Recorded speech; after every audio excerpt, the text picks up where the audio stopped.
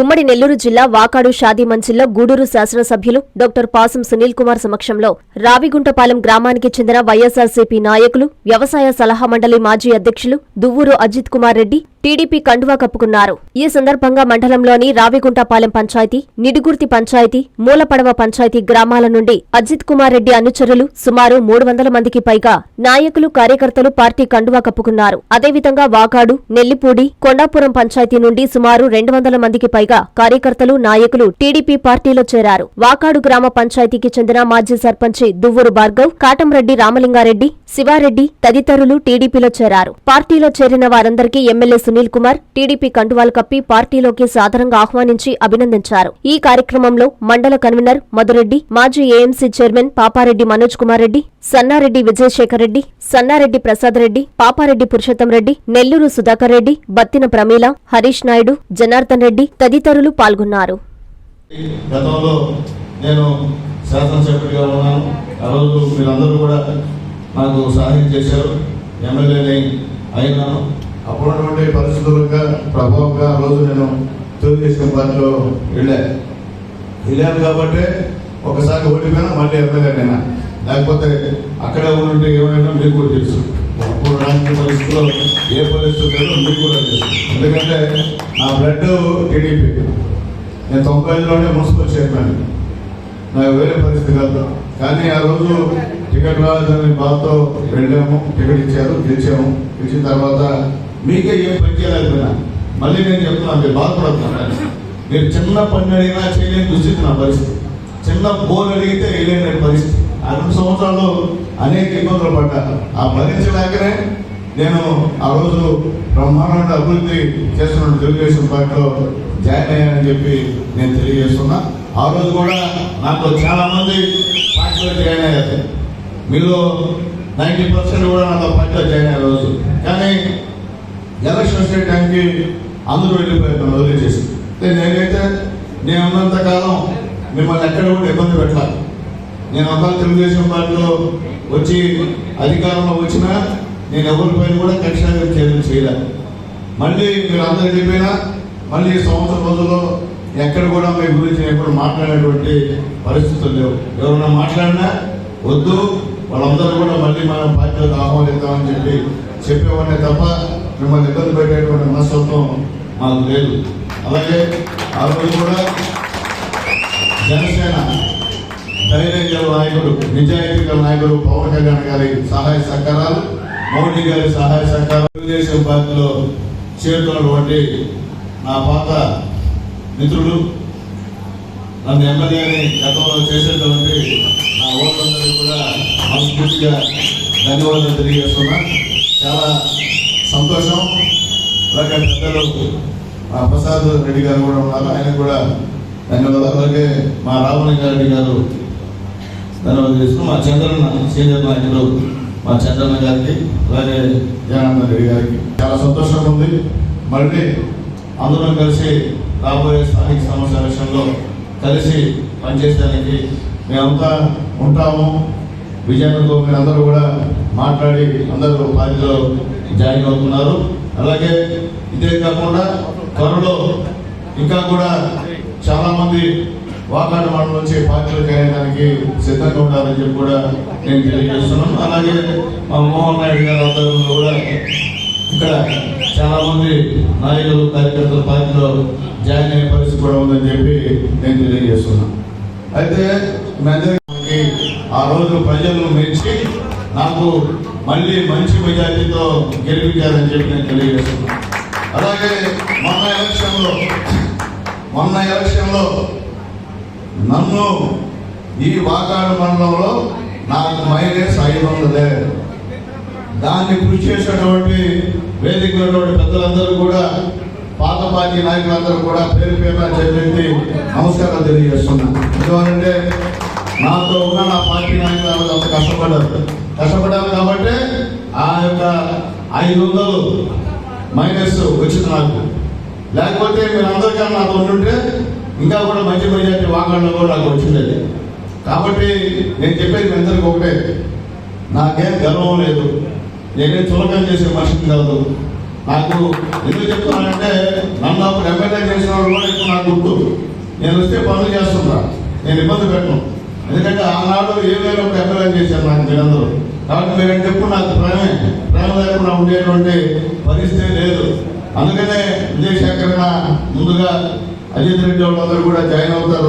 అంటే పడ్డాడు నాకు తెలుసు, ఎంతమంది నాయకుల దగ్గరికి నన్ను తీసుకెళ్లాడో నాకు తెలుసు. సొంతంగా అన్న ఎంతమంది తెలుగుదేశం ఆహ్వానించాడో నాకు తెలుసు. అందుకనే ఎప్పటికీ ఆయన రుణాన్ని నేనైతే తీసుకోలేను. కాబట్టి ఈరోజు విజయశేఖరణ గారి నాయకత్వంలో ఈరోజు అందరూ కూడా జాయిన్ అవుతున్నారు. మీకు ఇక్కడ నాయకత్వం పెరిగింది. సునీల్ కుమార్ లాస్ట్ ఇంటర్వ్యూ ముందు మా అధ్యక్షులు వారు ఉన్నారు, మా విజయన్ ఉన్నాడు, మా మనోజన్ ఉన్నాడు, ప్రసాద్ ఉన్నారు.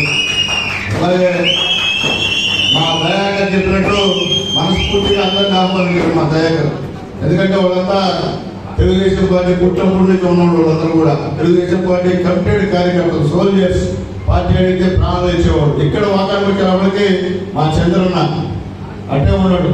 నాకు తెలిసినప్పుడు తప్పుడు ఇప్పుడు దాకా ఏది కూడా ఎక్కడ లబ్ధిపోయినటువంటి పరిస్థితి కూడా లేదు. కానీ పార్టీ అంటే ప్రాణం ఆయన. కానీ అన్న సుధాకర్ రెడ్డి గారు వీళ్ళందరూ కూడా మట్టిలో మాణిక్యాడు. ఏమి స్వార్థం ఉండదు, ఏం అడగరు.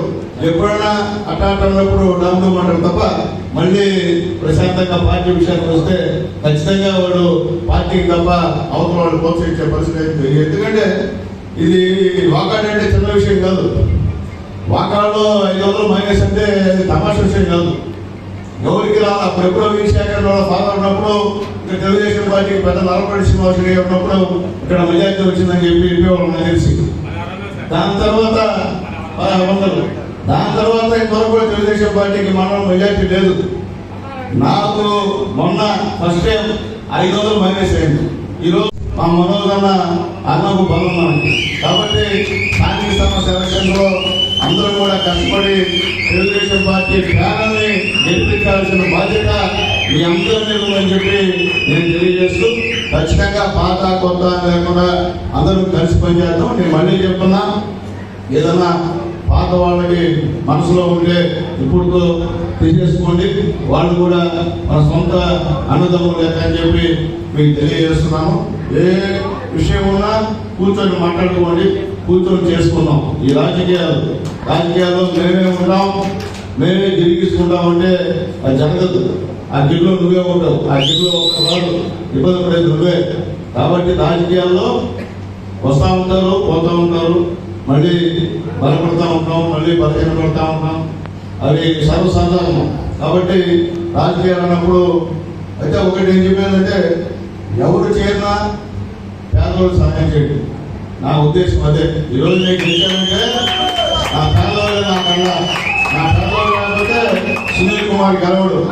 నా కోట్లు వేసి నా పేదవాళ్ళు వేరే వాళ్ళు కాదు. ధైర్యంగా చెప్తా, నాకేమో గొప్పవాళ్ళు కోటేశ్వరులు ఓడిపోయిన వాళ్ళు నాకు తెలిసి నా పేదవాళ్ళే. కాబట్టి నా పేదవాళ్ళని కాపాడాల్సిన బాధ్యత మీది. డైరెక్ట్గా రాజకీయంగా మీరే వాళ్ళు సహాయం చేస్తే నా సంతోషం. లేకపోతే మళ్ళీ నా దగ్గరికి వచ్చే వాళ్ళు నేను చేయాల్సి వస్తుంది. కాబట్టి నాయకులు ఆలోచించండి. పేదవాళ్ళ విషయంలో నా దగ్గర రానియకుండా మీరు దగ్గరుండి వాళ్ళ సమస్యను పరిష్కరిస్తే సంతోషం. ఎందుకంటే మనకేమి కోటేశ్వర్లు జమీందారులు తెలుగుదేశం పార్టీ లేరు. అయినా ఎన్ని సీట్లు వచ్చాయి చెప్పండి, అవసరం లేదు అన్నిటి కూడా. కాబట్టి మీరంతా కొత్తగా వచ్చేవాళ్ళు కాదు, నాకు మీరందరూ పాత్రలే, నాతో కలిసి పనిచేసిన వాళ్ళే. ఆ పనిచేయడం చిన్న చిన్న డిస్ప్యూట్, నాతో ఏ డిస్ప్యూట్స్ లేదు. కానీ అప్పుడు అభిమానం ఉంటుంది కాబట్టి మీరు పోయారు తప్ప నాకు ఇబ్బంది పెట్టాలి, ఎవరు పోయినోడు కాదని చెప్పి నేను ఎప్పుడు చెప్తాను. కాబట్టి ఖచ్చితంగా ఇక్కడ వాకాడు మండలంలో నా ముస్లిం సోదరులకి చేతులకి నమస్కారం తెలియజేస్తున్నా. వాళ్ళందరూ అవుట్రైడ్ గా విజయశేఖర్ నాయకత్వంలో నా ఎలక్షన్లో తిరిగారు, ఇంటింటికి తిరిగారు.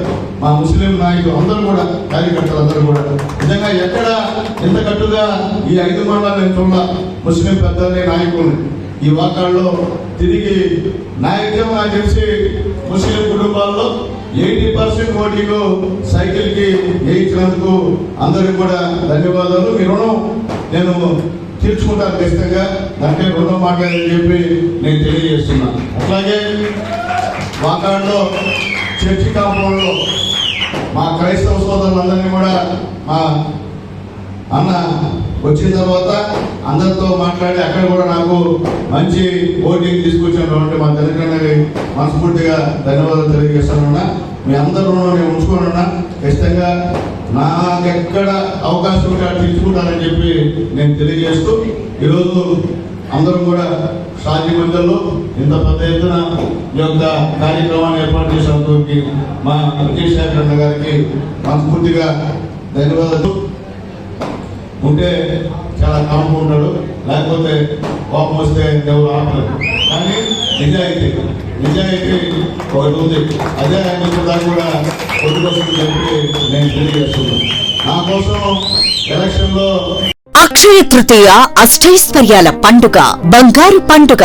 బంగారం ధర పెరుగుతోందని చింత ఎలా? సిఎంఆర్ జ్యువెలరీ ఉందిగా మన చింత.